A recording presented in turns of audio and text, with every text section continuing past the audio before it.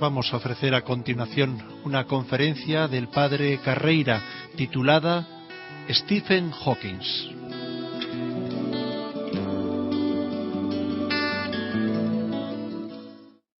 Vamos a hablar de algo que ha sido noticia, sobre todo en los periódicos de los últimos 2 meses, y se trata de un nuevo libro del científico que es muy conocido porque realmente es un hombre admirable, que se sobrepone a una condición física verdaderamente trágica, de que no puede hablar, de que apenas puede mover un dedo, y sin embargo sigue pensando y proponiendo ideas que se toman en serio como viniendo de un físico de alto nivel.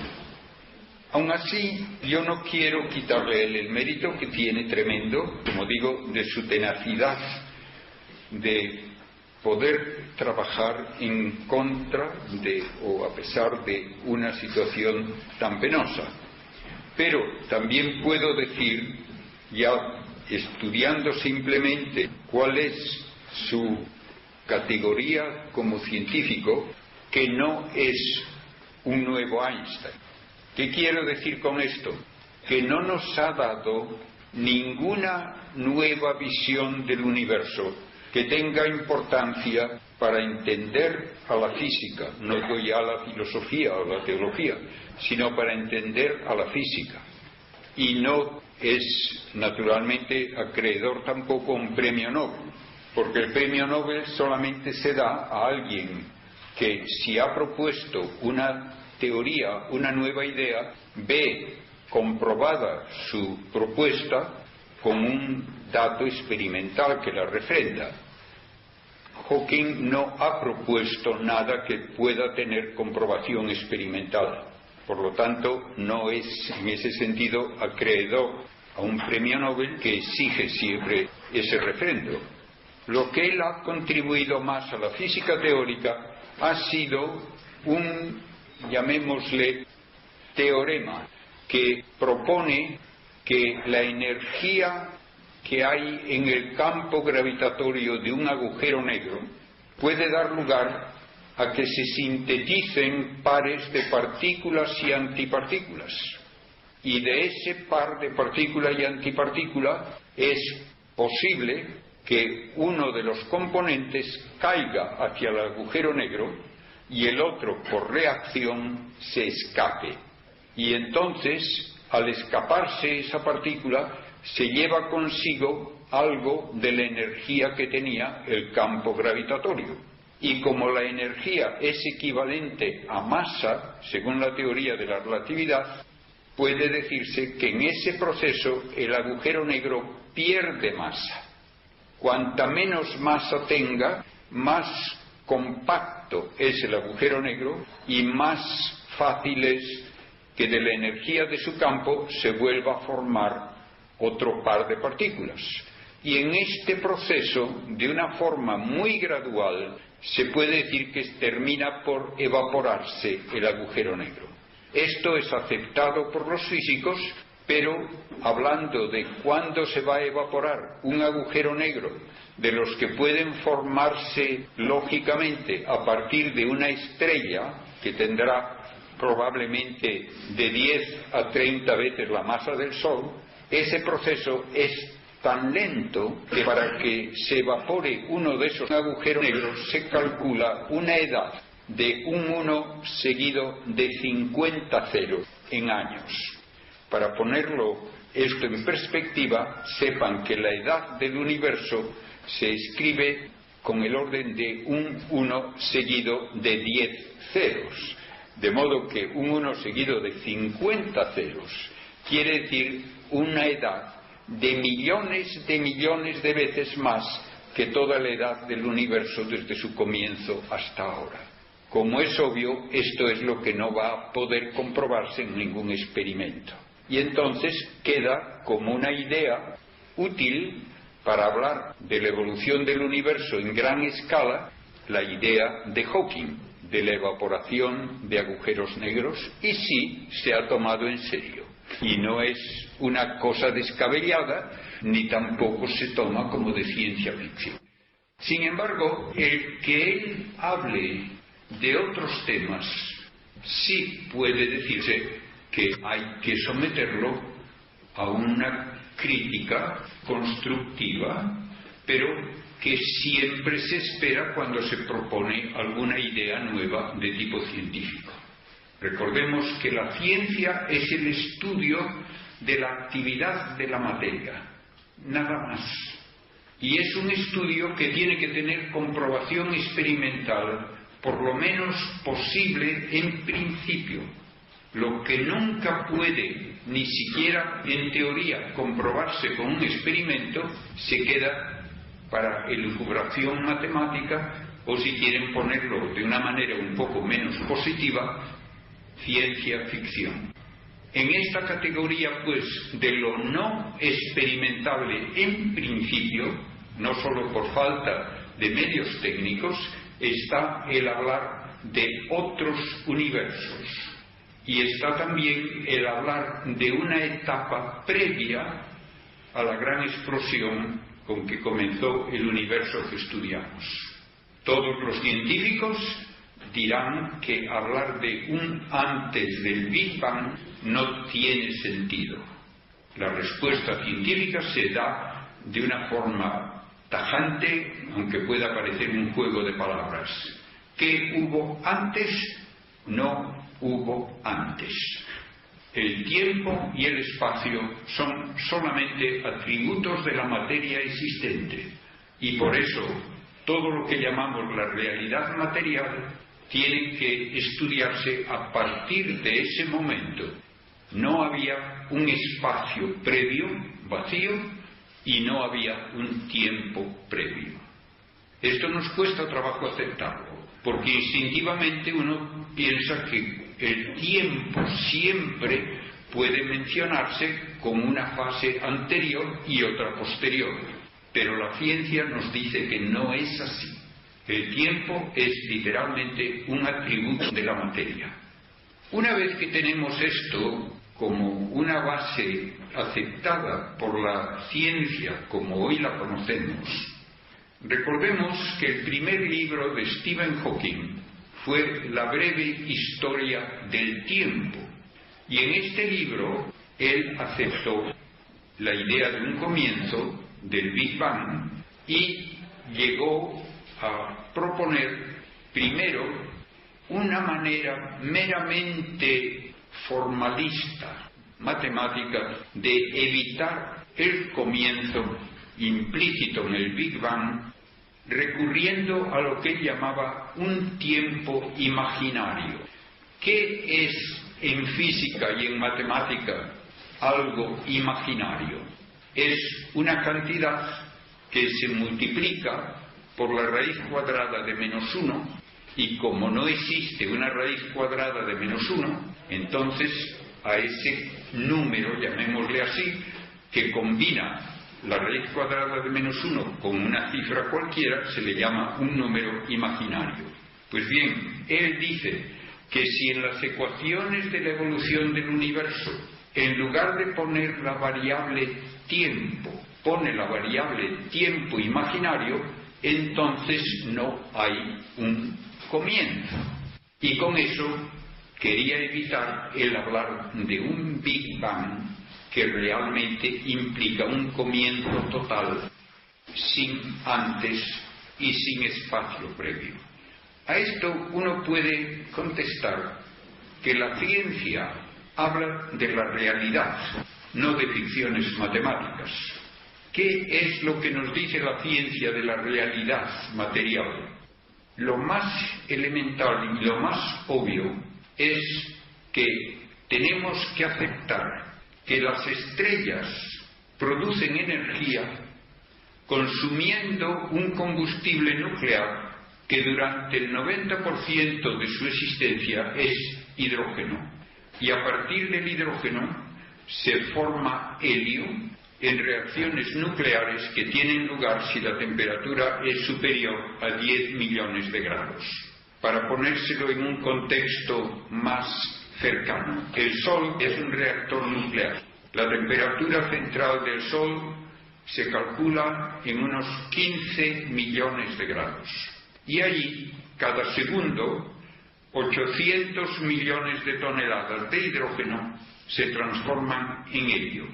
De esa cantidad enorme, 4 millones de toneladas aproximadamente de masa se escapa del Sol en forma de pura energía, luz y calor. Estrellas que tienen una masa mucho mayor que el Sol alcanzan una temperatura mucho más elevada en su centro, necesitan esa temperatura porque la estrella tiene que estar en un equilibrio dinámico. La temperatura central tiende a la expansión de los gases, la fuerza de la gravedad tiende a comprimirlos. La estrella tiene que estar en una situación de equilibrio, en que produce exactamente la cantidad de energía adecuada para contrarrestar la fuerza gravitatoria de las capas externas. Y de esa manera la estrella mantiene un tamaño casi constante durante el 90% de su existencia y también una luminosidad casi constante. Pues bien, el Sol está haciendo eso. Llegará un momento en que agotará el hidrógeno en ese núcleo de reacciones a 10 millones de grados o poco más, se comprimirá entonces porque deja de sostener las capas externas y todos los gases al comprimirse se calientan. De esa manera, en un futuro aproximadamente se calcula de unos 3.000 millones de años más, el Sol alcanzará la temperatura de 100 millones de grados. A esa temperatura, a partir de helio, se pueden formar carbono y oxígeno. 3 átomos de helio, cada uno de ellos con 4 partículas nucleares, 2 protones y 2 neutrones, se fusionan para dar un núcleo en que hay 6 protones y 6 neutrones, y ese es el carbono de peso atómico 12. A partir de carbono y helio se puede formar oxígeno, que tendrá 8 protones y 8 neutrones, con un peso atómico 16. Bien, una estrella como el Sol no puede hacer ya más, y entonces evoluciona la estrella perdiendo sus capas exteriores en lo que llamamos una gigante roja, y queda un núcleo aproximadamente del tamaño de la Tierra, compuesto casi exclusivamente de carbono súper denso, cristalizado, de tal manera que 1 centímetro cúbico del centro de esa enana blanca, que así se llama el cadáver, pesaría aquí en la Tierra 50 toneladas. Estrellas todavía de mucha más masa que el Sol pueden alcanzar la síntesis del hierro y terminan con una enorme explosión, lo que llamamos una supernova, en cuya explosión se forman todos los elementos más pesados, desde el hierro hasta el uranio. De modo que si ustedes tienen un anillo de oro, de plata, unos pendientes, un reloj, una cosa, sepan que es ceniza de una de esas estrellas mucho mayores que el Sol, que explotó. El resultado de la explosión es un núcleo de puros neutrones del tamaño como de la ciudad de Barcelona, radio de 10 a 20 kilómetros. Y en el centro se alcanza la densidad de 1.000 millones de toneladas por centímetro cúbico. Finalmente, en el caso de las estrellas mucho mayores, tal vez de 20 veces o más la masa del Sol, lo que queda cuando ya no hay reacciones nucleares que contrarresten a la gravedad es lo que llamamos un agujero negro. Típicamente es necesario que ese cadáver tenga por lo menos 3 veces más masa que el Sol para que forme un agujero negro. Y se le llama así porque tiene tal fuerza gravitatoria que la luz misma no puede escapar de ahí. Y como la luz es lo más rápido que hay, si la luz no puede escapar, nada puede escapar.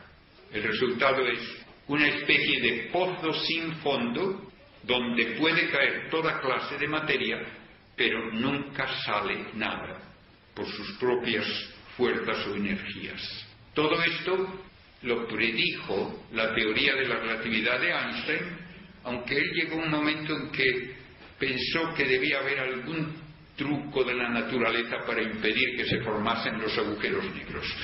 Pero estamos seguros de que se forman, y hay agujeros negros de tipo estelar, con masa de 3 veces la del Sol en adelante, y en el centro de las galaxias enormes agujeros negros, donde grandes cantidades de gas han caído y han formado un núcleo invisible que puede llegar a tener en algunas galaxias 5.000 millones de veces la masa del Sol. Y esto actúa realmente como un pozo sin fondo en que pueden caer incluso estrellas enteras. Todo esto, pues, pone en contexto lo que dijo Hawking de la evaporación de agujeros negros. Cuando se había descrito cómo se forma un agujero negro, daba la impresión de que iban a ser para siempre, que el agujero negro simplemente continúa absorbiendo materia de su entorno, y cuanta más materia cae allí, más fuerte es su atracción y lleva a que caiga todavía otra materia. Lo que Hawking hizo notar fue, muy inteligentemente, que el campo gravitatorio de ese agujero negro tiene una cantidad inmensa de energía. La energía que tiene un cuerpo por tener masa y atraer a los demás forma este campo, que generalmente tiene muy poca intensidad, pero cuando tenemos tal cantidad de masa tan compacta, entonces sí. De tal manera que se ha dicho, por ejemplo, que si una persona cayese sobre un agujero negro, la diferencia de atracción entre los pies y la cabeza, según va cayendo, le convertiría prácticamente en un fideo, que habría una fuerza tremenda de marea que separaría las partes más cercanas de las más lejanas en un tamaño comparable al de una persona. Bien, lo que nos dice Hawking es: piensen ahora en ese campo gravitatorio como un depósito tremendo de energía, y piensen ahora en la mecánica cuántica y en la relatividad general, que nos dice que de pura energía se pueden sintetizar partículas y antipartículas, y esas pueden a su vez volver a encontrarse y convertirse de nuevo en energía. Pero si estamos hablando del entorno inmediato a un agujero negro, aun una pequeña diferencia de lugar de las dos partículas puede hacer que una caiga hacia el agujero negro y la otra, como por rebote, se escape y pierde un poco de energía y un poco de masa ese campo gravitatorio. Y esto lleva a la evaporación. Pero en los comienzos del siglo XX, cuando se hablaba precisamente de cómo es la estructura general del universo, tuvieron que enfrentarse los científicos con dos preguntas que llevaron a resultados inesperados. La primera pregunta: ¿por qué es oscuro el cielo de noche? La segunda pregunta: ¿por qué brillan estrellas? A la primera pregunta de por qué es oscuro el cielo de noche, la única respuesta que se podía dar era que el universo no contiene un número infinito de puntos luminosos. Porque si tuviese un número infinito de puntos luminosos, nos ocurriría lo que vemos cuando observamos un bosque muy profundo. No se ven huecos entre los árboles. Cada estrella cubre un trocito, por mínimo que sea, del cielo, y con un número infinito tendríamos el cielo totalmente cubierto de fuentes de luz y sería tan brillante como la superficie del Sol. La respuesta a este problema la dio Einstein diciéndonos que el universo es finito, aunque no tiene bordes. Finito, pero ilimitado. Y para que entendamos esto, que puede parecer un juego de palabras, piensen en la superficie terrestre. La superficie terrestre claramente es finita. Sabemos el número de kilómetros cuadrados que tiene. ¿Tiene bordes? No. ¿Tiene centro en la superficie? No. Ninguna ciudad, ningún país puede decir que está en el centro de la superficie terrestre. ¿Es parte de una superficie mayor? No. ¿Hay superficie más allá? No. ¿Cómo puede aceptarse todo esto? Diciendo, como dice la relatividad, que las dos dimensiones de la superficie terrestre, norte-sur, este-oeste, se cierran sobre sí mismas porque se curva la superficie hacia una tercera dimensión perpendicular a las otras dos. Pues bien, Einstein dijo, hay que pensar en eso al hablar del universo. Tenemos que decir que el universo tiene tres dimensiones espaciales, un volumen finito, no es parte de un volumen mayor, y en ese volumen tridimensional no hay centro. Las galaxias están repartidas más o menos uniformemente en gran escala, como motas de polvo en la superficie de un globo, y cualquiera de las galaxias puede tomarse como punto de referencia, como centro, para ver si el globo aumenta o no aumenta de tamaño y por tanto de superficie. Si aumenta de superficie, se separan unas de otras las motas de polvo, pero ninguna es el centro. Pues bien, en 1927, un matemático ruso, Friedman, y otro belga, el sacerdote Lemaitre, resolviendo con gran cuidado las ecuaciones de la relatividad de Einstein, llegaron a la conclusión de que necesariamente el universo tiene que estar en expansión y por tanto antes era más pequeño.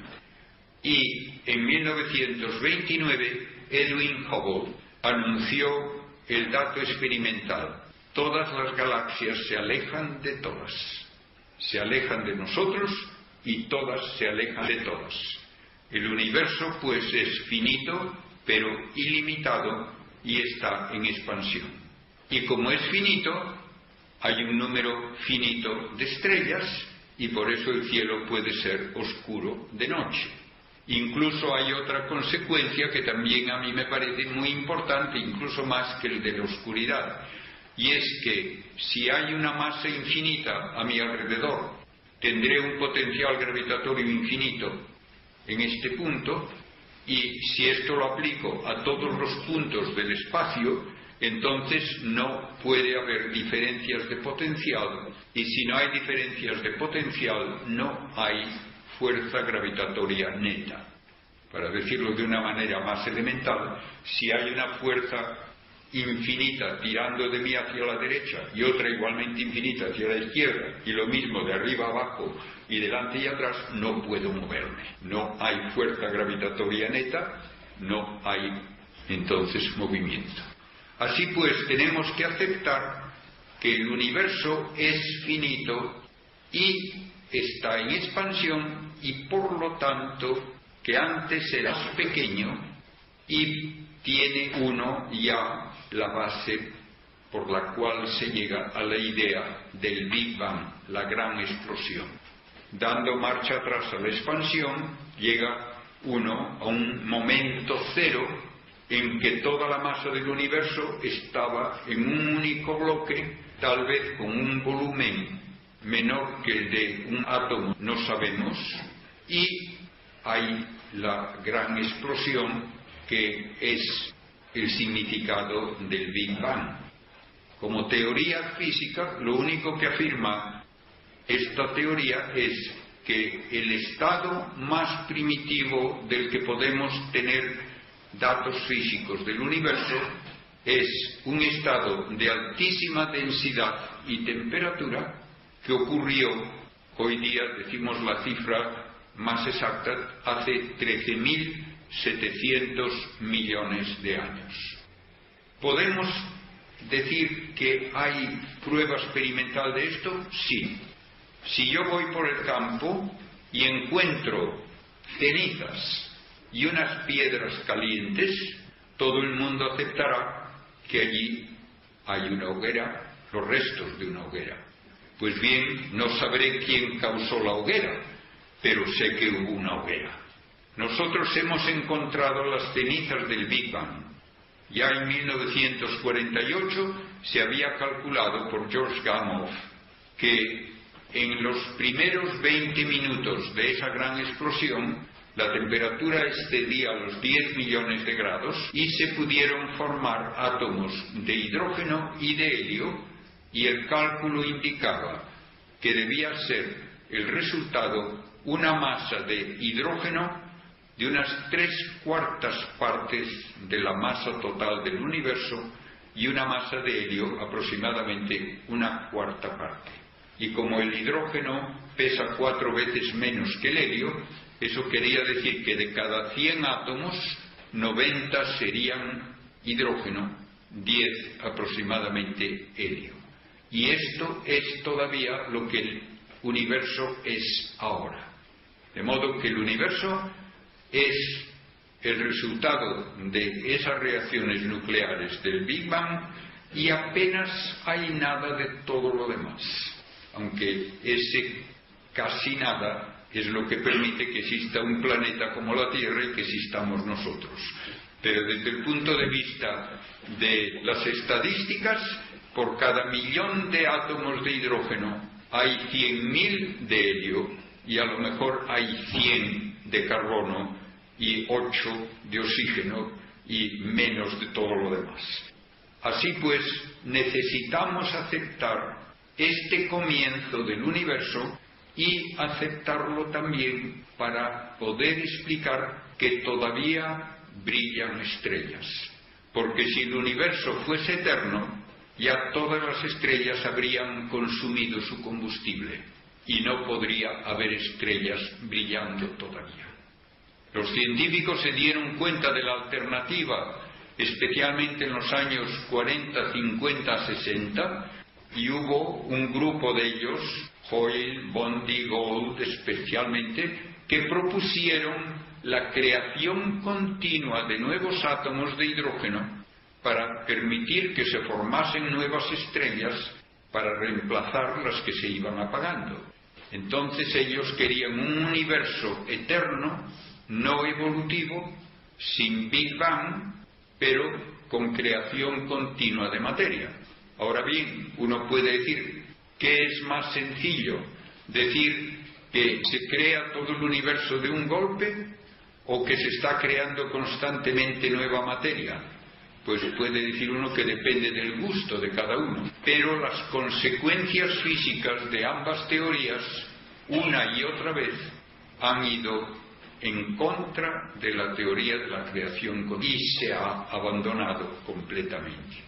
Lo más que pudieron sugerir sus proponentes fue que esa creación que indica el Big Bang podía ser como un fenómeno local, pero que en gran escala el universo podía no haber tenido principio ni fin.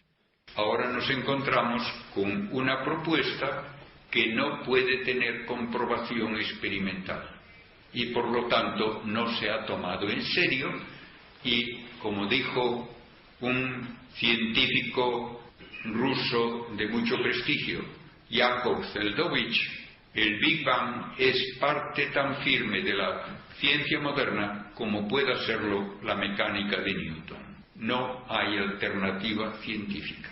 Y no puede uno salirse del problema proponiendo un tiempo imaginario, porque las estrellas se queman en un tiempo real. Y si las estrellas no se están reponiendo por una creación continua, entonces necesariamente hay que decir que la edad del universo es limitada, no ha dado tiempo a que se quemen todas las estrellas. y todavía, gracias a Dios, les queda mucho tiempo por delante, incluido el Sol. Como ven, pues, el modo de hablar de Stephen Hawking no es científicamente sólido ni aceptable, aunque él quisiera, con un mero truco matemático, decir que las ecuaciones de la relatividad permiten un universo sin comienzo cuando él le pone un tiempo imaginario en lugar del tiempo real. Las cosas ocurren en tiempo real, no en tiempo imaginario. Y él, en un momento de sinceridad, parecía ya también conceder eso, que sus ecuaciones permitían que el universo no tuviese comienzo en ese tiempo imaginario, pero que claro, en el tiempo real sí había habido un comienzo. Y también llegó a decir que sus ecuaciones podían describir un universo, pero no explicaban por qué hay un universo de acuerdo con las ecuaciones. Claro que no lo explican. Por eso uno de los grandes físicos del siglo XX, considerado uno de los mejores físicos, John Archibald Wheeler, da como la pregunta más importante de todas para un científico que piensa sobre la realidad en todos sus aspectos, es ¿por qué hay algo en lugar de nada? Y él dice luego también que la segunda pregunta es ¿qué relación hay entre la existencia humana y las propiedades del universo ya desde su comienzo? Y llega a decir, si no podemos responder a esto, tendremos que confesar que verdaderamente no entendemos nada en su totalidad.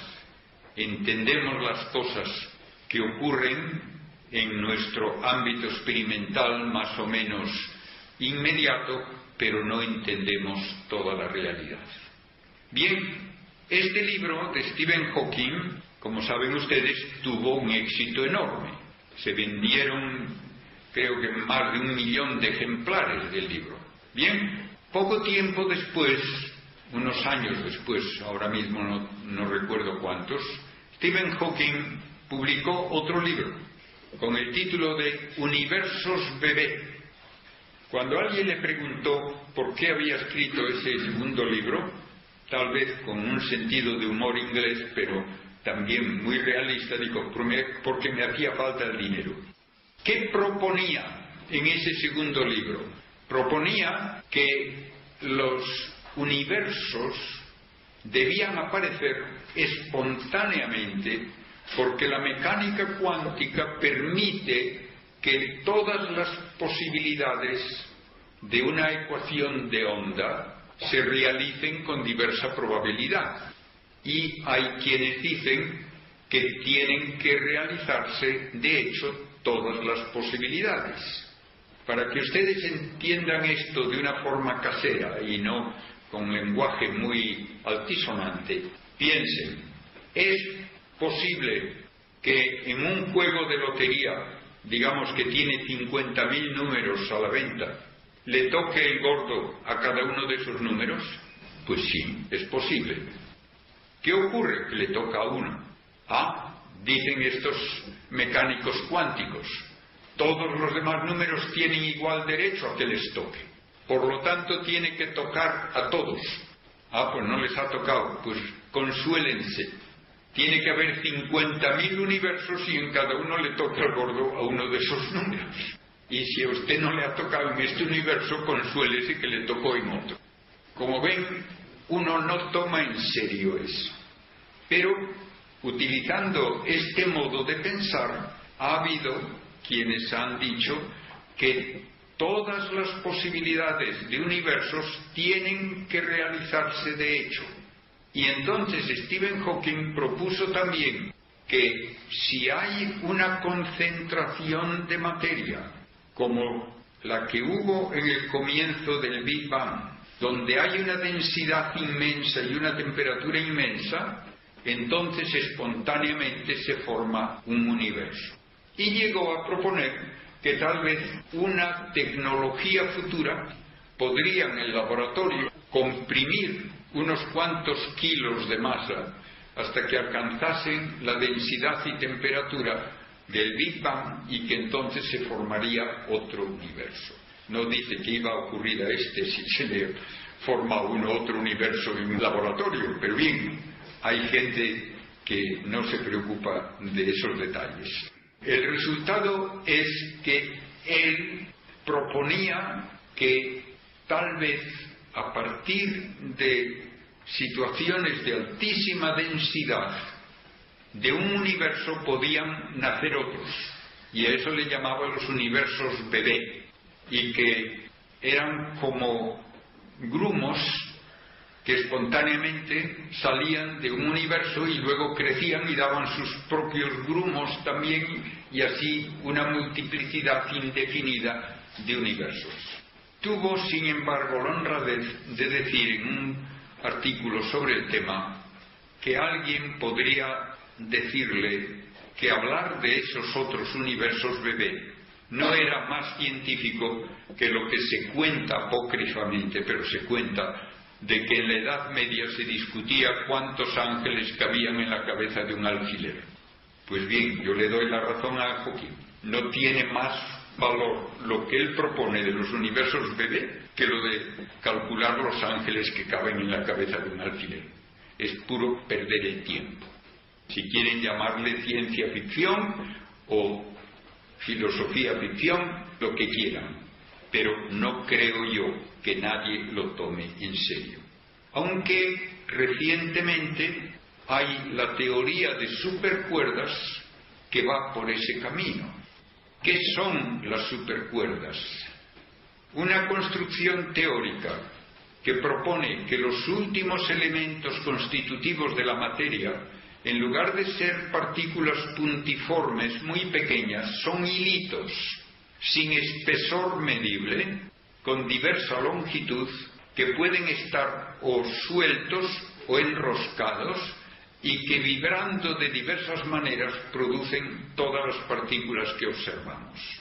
Probablemente un buen teórico que trabaje en eso diría que yo he dado una versión demasiado pueril y simplista de la teoría, pero para consolarme yo tengo una anécdota, un recuerdo de hace años.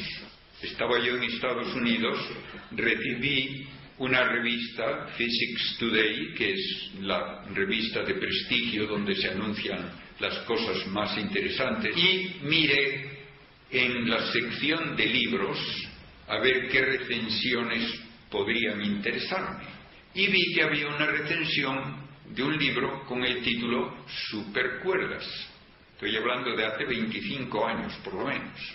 La recensión comenzaba con esta frase: este libro de supercuerdas tiene 1000 páginas. En un espacio tan reducido no puede presentarse adecuadamente la teoría. Yo me dije, cuando me la presenten en 100 páginas y además piense que vale para algo, me tomaré la molestia de leerlo. Pero leerme un ladrillo, 1000 páginas, y que me digan que no basta, no. La vida es demasiado corta para perderla en eso. Recientemente he leído otro libro con el título El problema de la física, The Trouble with Physics, de un físico conocido, Lee Smolin, de Canadá, y él confiesa que ha estado más de 20 años trabajando sobre supercuerdas y que lo mismo que él lo han hecho la mayor parte de los físicos teóricos de prestigio y que han estado perdiendo el tiempo totalmente. Que no hay un solo dato que apoye la teoría de supercuerdas, que ni siquiera, dice él, es posible decir en qué consiste la teoría de una manera clara y sin ambigüedades, y que lo único que están haciendo es jugar con símbolos matemáticos y todo en un intento de reducir todas las fuerzas de la naturaleza a una única fuerza que una las ideas de la mecánica cuántica con las de la relatividad. Bien, él dice, ha sido una pérdida de tiempo total. no han conseguido nada y dice, tendremos que repensar las bases más fundamentales de la física para salir de esta especie de marasmo en que nos encontramos. Por tanto, el buscar en esa teoría de supercuerdas también otros múltiples universos se queda en pura ficción matemática. No hay nada que apoye esos múltiples universos. Unos los proponen como sucesivos, otros como simultáneos. Ningún dato físico apoya eso. Para hacerlo más complicado, se dice que esos universos existen en 11 o 10 dimensiones.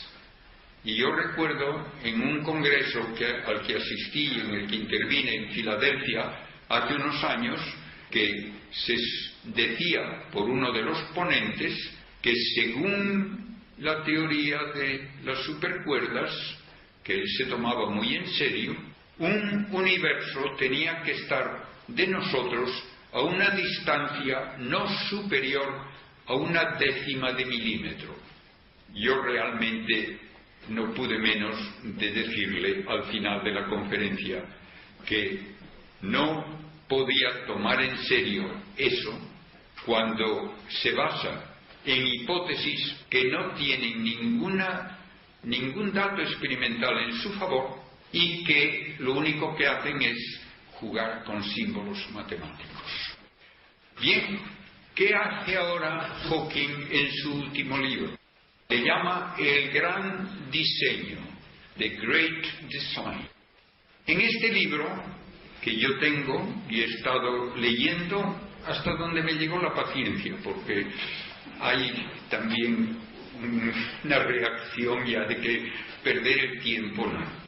Este libro comienza con un capítulo que no es ciencia y termina con otro que es absurdamente anticientífico. En medio hay otra serie de capítulos donde no dice nada nuevo. ¿Qué dice en el primer capítulo? Que lo único que existe es la materia, regida por unas leyes que no permiten excepción y por lo tanto que la libertad humana es una ilusión, que no somos libres, sino que estamos predeterminados por las leyes de la física para hacer todo lo que hacemos. A un señor que me diga eso, si le veo cara a cara, podría decirle, mire, yo le debo 1.000 euros, pero estoy predeterminado a no devolvérselos. Adiós, buenas tardes. Ya verá si entonces cree en mi libertad o no. Porque sin libertad no puede haber responsabilidad, ni puede haber estructura alguna social. Nadie le pone leyes a los ciervos, porque sabe que es inútil ponérselas. Se le ponen las leyes a seres que son capaces de actuar libremente y por lo tanto que tienen responsabilidad. Y que un científico comience su libro sobre el gran diseño del universo negando la libertad humana, primero ya es salirse totalmente del tema y segundo es hacer el ridículo. Y lo siento mucho porque da vergüenza ajena que una persona que tiene razones de que se la admire y respete por otras causas pueda caer en eso.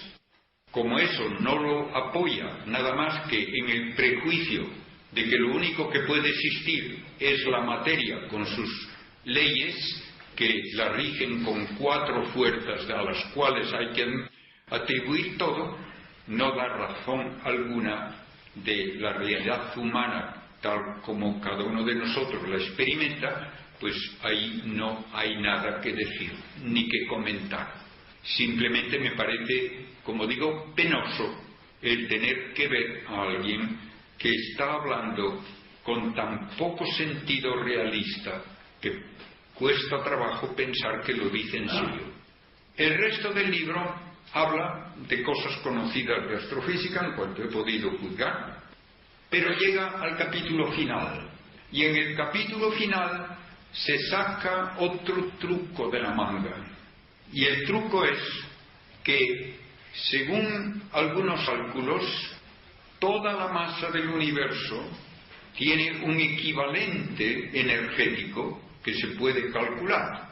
Ya saben la famosa ecuación de Einstein: la energía es igual a la masa por el cuadrado de la velocidad de la luz. Muy bien, calculamos aproximadamente cuánta masa hay en el universo conocido, se dice del orden de 10 elevado a 56 toneladas, y se obtiene un valor de energía positiva.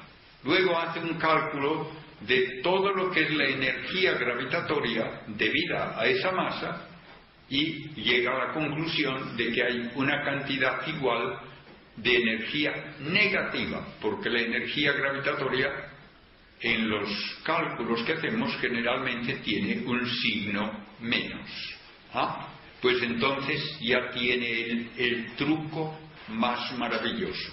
El universo en su totalidad es nada, porque tiene igual cantidad de energía positiva y de energía negativa, y se cancelan y uno tiene cero energía en total. Por lo tanto, la nada puede producir un universo. La nada, según él, por fuerza gravitatoria, puede hacer que comience a existir un universo. Y no hace falta un creador. Fíjense ustedes qué maravilla. Se suele decir a veces que alguien quiere levantarse del suelo tirándose de los cordones del zapato. Pues bien, esto es lógicamente equivalente. Levantarse del suelo tirándose de los cordones del zapato. De modo que la gran idea de este nuevo libro de Hawking es eso, que hay un universo porque la nada tiene gravedad, y con eso ya se forma un universo completo. Naturalmente, yo le pregunto, ¿de dónde viene la gravedad? Porque la gravedad siempre la atribuimos a la materia, a la masa. La masa tiene fuerza gravitatoria y hablamos de la masa gravitatoria como la razón de ser de todos los campos gravitatorios que conocemos. Entonces, dígame, ¿la nada es nada? Porque si no, no está usted hablando de lo que normalmente se entiende por esa palabra. Pero si es nada, ni tiene masa, ni tiene fuerza gravitatoria, ni tiene nada. Por lo tanto, ¿cómo me puede usted decir, sin que le dé vergüenza, que de la nada, por fuerza gravitatoria, sale todo el universo? Realmente, como digo, da casi pena el tener que decir que este hombre o ha perdido la cabeza o está burlándose de nosotros, y una vez más puede ser que necesite el dinero de otro libro, y como no tenía nada concreto que decir desde el punto de vista físico, se sale con esto, que es una salida fuera de tono completamente. Incluso quienes no quieren aceptar un creador dicen que es absurdo el que Hawking se ponga a decir esas tonterías. La nada no tiene ni fuerza gravitatoria ni propiedad alguna. Lo que hacen algunos físicos, y él tal vez está hablando en ese sentido, es que utilizan de una manera equívoca el concepto de vacío físico. Yo recuerdo en una ocasión que había dado una conferencia precisamente sobre el origen del universo, y había dicho, naturalmente, que en el comienzo, pues uno puede hablar de la materia cuando existe y también del espacio cargado de energía, y que todavía hablamos del vacío físico como una parte material del universo, una parte que contiene energía, de la cual se puede formar espontáneamente pares de partículas y antipartículas que luego, al destruirse mutuamente, producen un efecto medible experimentalmente, el efecto Casimir, que se llama. Pues bien, en esa ocasión que yo daba la conferencia, uno de los oyentes, que luego me dijo que trabajaba en el CERN en Suiza, dijo: usted dijo que los físicos solo hablan de la realidad material y no de la nada. Pues nosotros hablamos de la nada. Y yo le dije, no, usted estará hablando del vacío físico. No, hablamos de la nada, y ya le daré yo un artículo mío para que lo vea. Me da el artículo y en la primera página ponía estrictamente lo contrario. Decía, vamos a hablar del vacío físico que no debe confundirse con la nada. Pues claro que no debe confundirse con la nada. Pues bien, parece que Hawking quiere confundir el vacío físico con la nada. Hay hipótesis de que el comienzo del universo era un vacío físico cargado de energía, de donde se sintetizan partículas y antipartículas. Bien, eso es otra cosa que podrá o no ser aceptable. Yo creo que no lo es, pero por lo menos no implica una contradicción. Pero decir que la nada tiene propiedades de energía, propiedades de constante dieléctrica, de constante magnética, que tiene una actividad constante de producir partículas y destruirlas, y decirme que eso no es nada, eso no lo acepto, ni lo acepta nadie. El vacío físico es parte del mundo material. Recordemos que para un físico el definir algo suele llevar a describir cómo podemos conocerlo como tal. ¿Qué es un electrón? Es algo que tiene tanta masa, tanta carga eléctrica negativa, tanto spin, que tiene tales propiedades. Pues bien, con ese modo de hablar, ¿qué es la materia? Es todo y solo lo que puede tener alguna interacción, por lo menos por una de las 4 fuerzas que admite la física. 2 de largo alcance, la gravitatoria y la electromagnética, 2 de corto alcance, que son la nuclear fuerte y la nuclear débil. Todo cuanto es afectado por alguna de esas fuerzas es materia. Pues bien, el vacío físico es afectado por esas fuerzas. En la teoría de la relatividad se nos dice que la presencia de masa distorsiona las propiedades geométricas del vacío físico, y por lo tanto el vacío físico desvía los rayos de luz de una manera que no era de esperar cuando se hablaba solo de un espacio inerte de tipo newtoniano. El vacío físico tiene campos eléctricos, y eso también es un cambio en sus propiedades. Incluso uno puede decir, me parece a mí con mucha lógica, aunque pocos quieren admitirlo, que es muy plausible que las propiedades todas del vacío físico hayan cambiado a lo largo de la historia cósmica. Porque si el vacío físico originalmente era tal vez del volumen de un átomo y ahora es la inmensidad que es, ciertamente sus propiedades geométricas han cambiado. Y yo creo que sería muy lógico esperar que cambiasen también su constante dieléctrica y su permitividad magnética, cosa que llevaría consigo inmediatamente el admitir que la velocidad de la luz en el vacío ha cambiado a lo largo de la historia cósmica. Y aunque algunos ponen inmediatamente el grito en el cielo y dicen que eso va en contra de la relatividad, eso es totalmente no entender la teoría de la relatividad. Porque en la teoría de la relatividad lo único que se nos dice es que la velocidad de la luz en el vacío es una constante independiente del estado del movimiento o reposo del observador. Pero no se dice nada de evolución, porque cuando la propuso Einstein nadie pensaba en un universo evolutivo, y el mismo Einstein lo rechazó mientras le fue posible rechazarlo. De modo que según él no había que hablar de evolución del espacio ni de sus propiedades, porque para él originalmente el espacio y el tiempo eran una realidad infinita, inmutable. Luego tuvo que encontrar que no era ni lo uno ni lo otro.